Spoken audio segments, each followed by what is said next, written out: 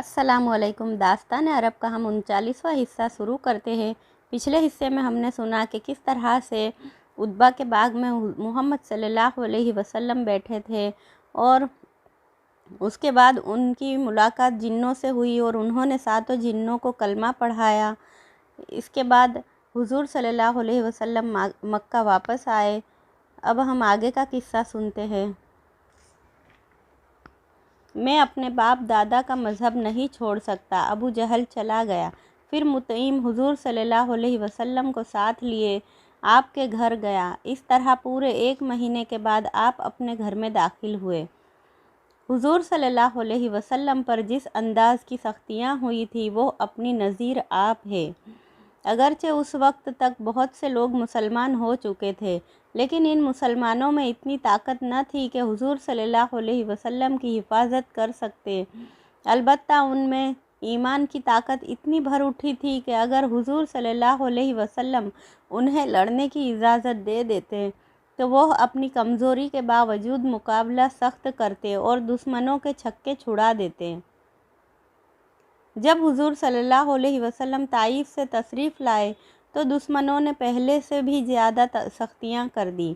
पहले गुंडे बदमाश धूल फेंकते, कीचड़ उछालते और पत्थर मारते थे। अब अपने को शरीफ कहने वाले भी यही हरकतें करने लगे थे।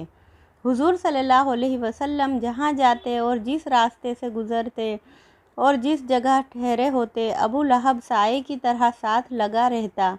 अगर हुजूर सल्लल्लाहु अलैहि वसल्लम किसी से बातें करते तो अबू लहब पहले बातें शुरू कर देता।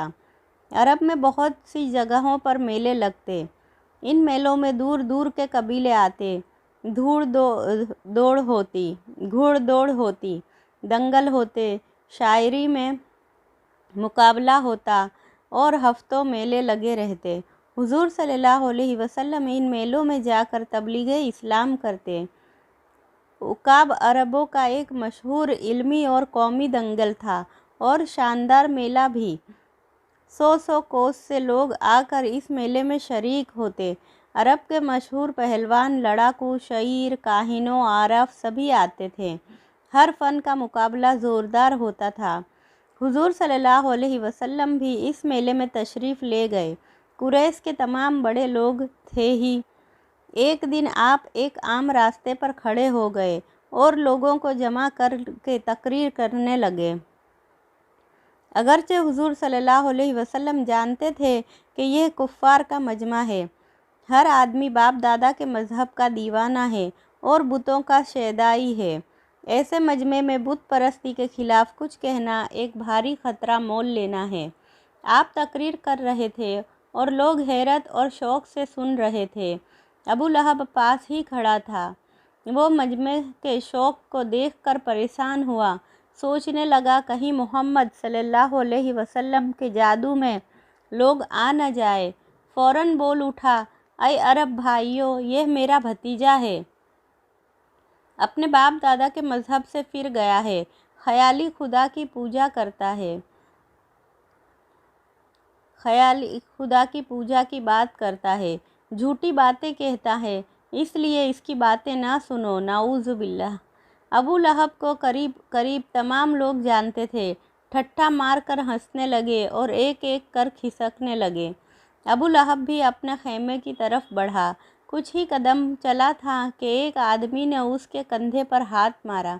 उसने पलट कर देखा तो एक शान वाले आदमी को अपने सामने पाया। ये अधेड़ उम्र का अरब था। सर और दाढ़ी के बाल खिचड़ी हो रहे थे। पूरा अरबी लिबास पहने हुए था। मोटे मोटे दानों की माला गले में पड़ी हुई थी। उसने अबू लहब से खिताब करते हुए कहा, ऐ सरदार, आप शायद अपने भतीजे से बेजार हैं। अबू लहब ने कहा, तुम सही कहते हो मेरे भाई। मेरे भतीजे मोहम्मद सल्लल्लाहु अलैहि वसल्लम ने हमारे दीन में, हमारे कबीले और शहर में तफरका डाल रखा है और मेरी कौम इससे तंग आ गई है। अरब ने कहा, शायद आपने मुझे नहीं पहचाना। अबू लहब ने कहा, आप कौन हो? नहीं जानता। आपको कौन नहीं जानता? आप अरब के मशहूर जादूगर, यमन के बाशिंदे, मशहूर कबीले से ताल्लुक़ रखते हैं। आपका नाम जमाद है। अरब ने कहा, आपने खूब पहचाना, मेरा नाम जमाद अज़दी है। वाकई में अरब का जाना पहचाना जादूगर हूँ। तुम्हारे भतीजे पर किसी ने जादू कर दिया है। मैं जादू के ज़ोर से उन्हें अच्छा कर सकता हूँ। अबू लहब ने कहा, अगर तू मेरे भतीजे को अच्छा कर दे तो वह नए मज़हब की तबलीग छोड़ दे तो तुझे 100 ऊँट और 100 अशरफिया दूंगा। जमाद ने हंसकर कहा, यह तो बहुत बड़ा इनाम है। लात और उज़्ज़ा की कसम, मैं इनका इलाज करूंगा। जब इन्हें आराम हो जाएगा आपको अपना वादा पूरा करना होगा। अबू लहब ने कहा, ज़रूर पूरा करूंगा। जमाद, मेरे अलावा अबू जहल, वलीद और अबू सुफियान, उतबा और दूसरे लोग भी तुझे इनाम देंगे। अच्छा ठहरो, जमाद ने कहा, मैं तुमको अपनी जादूगरी दिखाता हूँ। अबू लहब ने कहा, तन्हा मुझे दिखाने से कुछ फ़ायदा नहीं। मेरे खेमे पर चलो, वहाँ मैं कुरैश के सरदारों को बुलाऊंगा, सबके सामने दिखाना। जमाद राज़ी हो गया। दोनों चलकर अबू लहब के खेमे पर पहुँचे। अबू लहब ने सबको बुलवा लिया और थोड़ी देर में सभी आ गए। खेमे के सामने सभी मैदान में बैठ गए। चूँकि यह मैदान बाज़ार के सिरे पर था, इसलिए सैकड़ों आदमी भी इधर उधर से आकर जमा होने लगे। जब खूब भीड़ हो गई तब अबू लहब ने जमात से कहा, अब दिखाओ, तुम क्या दिखाना चाहते हो। जमात बीच में आकर खड़ा हो गया। उसने चारों तरफ से लोगों को हटाकर बीच में एक दायरा खींचा और उसमें खड़ा होकर बोला, अय अरब भाइयों, तुमने मेरा नाम ज़रूर सुना होगा। दुनिया मुझे अरब का जादूगर कहती है। तमाम आराफ और काहीन मुझे अपना उस्ताद मानते हैं। मैं यह भी बता दूं कि मैं सिर्फ जादूगर नहीं हूँ, बल्कि अरब का मशहूर शायर भी हूँ। तुमने मेरा नाम ज़रूर सुना होगा, लेकिन मेरे करतब न देखे होंगे। आज मैं आपको जादू के करिश्मे दिखाता हूँ। देखो, आसमान साफ़ है, सूरज चमक रहा है, हम सब धूप में बैठे हैं, गर्मी तेज़ पड़ रही है। उठ ऐ बारिश के बादल, उठ ऐ काली घटा, उठ और इस मैदान में छा जा। लोग आसमान की तरफ देखने लगे। आसमान साफ था, सूरज तेज़ी से चमक रहा था, हवा बंद थी, गर्मी खूब पड़ रही थी। लोगों का अपने सरों पर एक काली बिंदी नज़र आई। जमाद ऊपर देख रहा था, उसकी आंखें चमक रही थी, मुंह में कफ भरा हुआ था। वो अपने हाथ की उंगलियों से इशारा कर रहा था। लोग बिंदी को देख रहे थे। बिंदी बढ़ने लगी, यहाँ तक कि बढ़ते बढ़ते काली बदली का टुकड़ा बनकर रह गई। हवा चलने लगी और लोगों ने हैरत से देखा कि बदली के टुकड़े ने बढ़कर सारे मैदान को ढक दिया। सूरज गायब हो गया। जमाद ने कहा, बरस और खूब बरस, इस तरह के रेत पर पानी की बूंद न पड़े। तुरंत नन्ही नन्ही बूंदें पड़ने लगी। इस तरह के ऊपर से बूंदें पड़ती पर नीचे पानी का एक कतरा न गिरता था। लोग जादू का यह करिश्मा देखकर हैरान रह गए। जमाद ने कहा, गुज़र ऐ जिन्नों के लश्कर, पूरी शान के साथ अरबों को हैरान करता हुआ चल, जल्दी चल। इतने में मशरिकी सिरे से काला सा पर्दा उठा। उस पर्दे में से मिट्टी सी शक्लें दिखाई दी। मैदान की तरफ बढ़ी। जब बीच में आई तो लोगों ने देखा, अजीब व गरीब हौलनाक शक्लें, वहशतनाक सूरतें थीं। फिज़ा में तैरती हुई, हवा को चीरती हुई, बदली से नीचे, ज़मीन से ऊपर लोगों को घूरती हुई चली जा रही थी और मगरिबी किनारे पर पहुंचकर गायब हो जाती थी। लोग हैरत के साथ आंखें फाड़ फाड़ कर देख रहे थे। फिर बदली फटी, बादल उड़े और सूरज चमकने लगा। गर्मी बढ़ गई। जब लोगों की हैरत दूर हुई तो उन्होंने जमात को देखा। जमात सर झुकाए, आंखें बंद किए खड़ा था। लोग जादू के इस करिश्मे को देखकर दंग थे।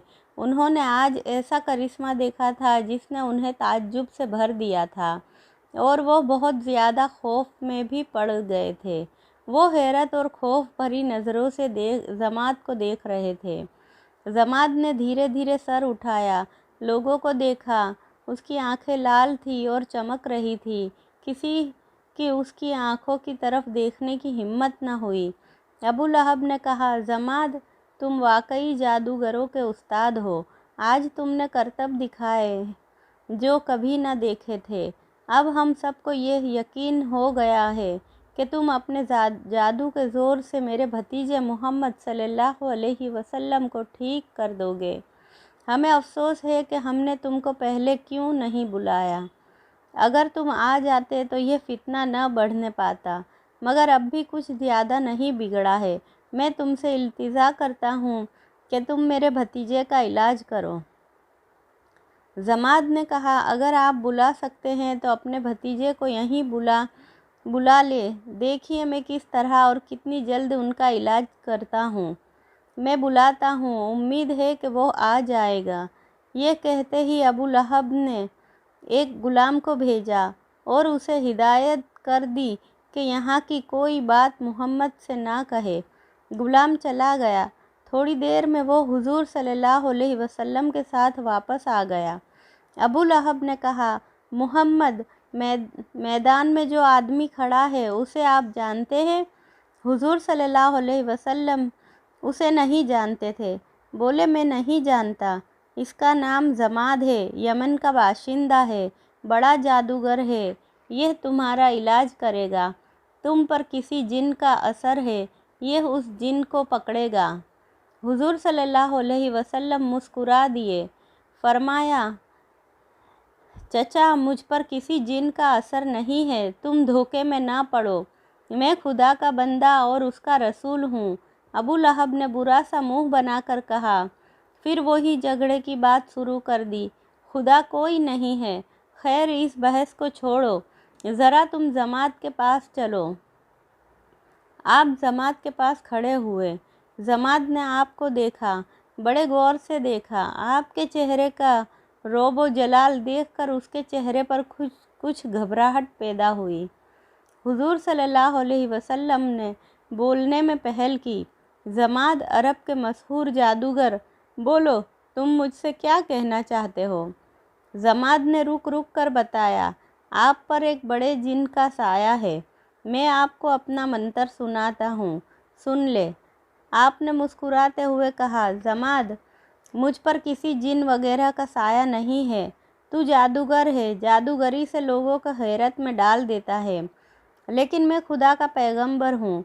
खुदा ने मेरी ज़ुबान में वो असर दिया है कि जो मुझसे खुदा का कलाम सुन लेता है उसके दिल पर असर किए बगैर नहीं रह सकता। तू अपना मंत्र सुनाने से पहले कुछ मुझसे सुन ले। जमात ने कहा, अच्छा, आप ही फरमाइए। चुनांचे आपने पढ़ना शुरू किया। तमाम तारीफ़ें अल्लाह ही के लिए है। हम उसकी तारीफ़ करते हैं और उसी से मदद चाहते हैं। जिसे खुदा हिदायत देता है उसे कोई गुमराह करने वाला नहीं, और जिसे वो गुमराह करता है उसे कोई हिदायत देने वाला नहीं। मैं गवाही देता हूँ कि सिवाय खुदा के कोई माबूद नहीं। वो अकेला है, कोई उसका शरीक नहीं। मैं यह भी गवाही देता हूँ कि मुहम्मद खुदा का बंदा और उसके रसूल है। जमात यह सुनकर कांपने लगा। उसने कहा, मेहरबानी करके ज़रा फिर यही लफ्ज़ दोबारा बयान फरमाएं। आपने फिर यही लफ्ज़ दोहरा दिए। जमात खड़ा बड़े गौर से सुनता रहा। जब हुजूर सल्लल्लाहु अलैहि वसल्लम चुप हुए तो उसने कहा, वाह वाह, कितनी मिठास है इस कलाम में, एक बार और सुनाइए। आपने फिर वही लफ्ज़ दोहराए। जमात ने कहा, कसम है उन माबूदों की जिनको मैं आज तक पूजता रहा हूँ कि मैंने बहुत से काहिन, जादूगर और ज़बान के माहिर देखे हैं, उनके कलाम सुने हैं, लेकिन ऐसा कलाम, खूबियों से भरा कलाम मैंने कभी नहीं सुना। बेशक आप नबी है, रसूल है, पैगंबर हैं। मैं उस खुदा पर जिसने आपको रसूल बनाकर भेजा है और आपकी रिसालत पर ईमान लाया, अपना मुबारक हाथ बढ़ाइए, मैं मुसलमान होता हूँ। हुजूर सल्लल्लाहु अलैहि वसल्लम ने फ़ौरन कलिमा पढ़ाकर मुसलमान कर लिया। आपको उसके मुसलमान होने से बड़ी खुशी हुई। जमात ने मजमे से खिताब करते हुए कहा, ऐ बातिल माबूद के पुजारियों, सुनो और कान खोल कर सुनो। हज़रत मोहम्मद सल्लल्लाहु अलैहि वसल्लम पर किसी जिन वगैरह का साया नहीं है। ये खुदा के पैगंबर है, उसके बंदों को हिदायत का रास्ता बताने के लिए भेजे गए हैं। मैं मुसलमान हो गया हूँ, तुम सब भी मुसलमान हो जाओ। खुदा की कसम, मुसलमान बनकर इंसान बन जाओगे। आगे का किस्सा हम अगली वीडियो में सुनेंगे। तब तक के लिए अल्लाह हाफिज़।